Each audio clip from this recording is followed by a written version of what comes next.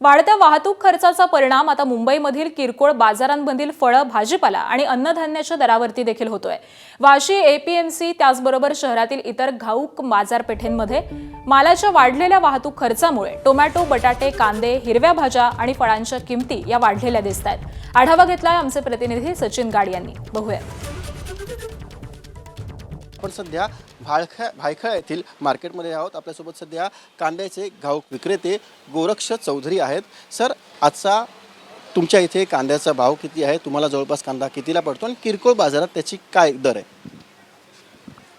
जर बघायला गेलं तर चांगला कांदा जर आपल्याला बघायचा असेल तर आपल्याला वाशीवरून आपले कांदे वगैरे येतात, कांदेबडे येतात, तर 13 ते 14 रुपयापासून वाशीची खरेदी असते कांद्याची। ते इकडे असतोपर्यंत त्याला 2 ते 2.5 रुपये, जास्तीत जास्त 3 रुपयापर्यंत त्याला खर्च लागतो। जर 14चे असतील तर ते 17 रुपये इथे येऊन पडतात। तर 17चे कांदे आपल्या इथे जास्तीत जास्त आपण आता मार्केट रेट खूप डाऊन असल्यामुळे जास्तीत जास्त 1 रुपयाच्या फरकावरती 17चे कांदे 18 रुपये आपण विकतो। तर 18 रुपयाचे कांदे पुढे जो रिटेलर असतो त्याला मग त्याच्या मर्जीनुसार विकता येत नाही, जास्तीत जास्त तो 30 रुपयापर्यंत विकू शकतो। हा असा फरक राहतो चांगल्या कांद्याचा। आणि त्या आपण सध्याची परिस्थिती बघितली तर जे शेतकरी जे कांद्याचं उत्पादन करतात, कांदा पिकवतात, त्यांना तो जवळपास 2 रुपये प्रति किलो एवढ्या कमी दराने विकावा लागतो। त्यांचा उत्पादन खर्च देखील निघत नाही आणि इथेच किरकोळ बाजारात किंवा ग्राहकांना तो 30 रुपये प्रति किलो ने पडतो। मग एवढा 28 रुपयाचा फरक एवढा का आणि कुठे जातो हा सगळा पैसा?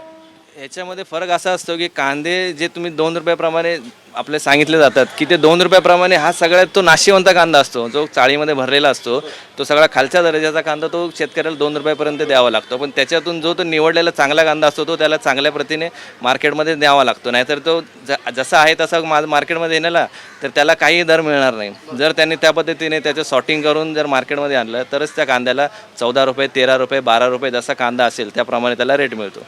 आणि आता उन्हाळा असल्यामुळे पावसाळ्यासाठी प्रत्येक घरामध्ये सगळेजण ठेवणीचे कांदे मागतात। तर ठेवणीचे कांदे यावर्षी जास्त गरमी असल्यामुळे सगळे चाळीमध्ये कांदे जास्तीत जास्त खराब झालेले आहेत, त्यामुळे ठेवणीचे कांदेसुद्धा व्यवस्थित मिळत नाही आहेत। आता त्यामुळे ठेवणीचे कांदेची मागणी यामुळे कमी झालेली आहे।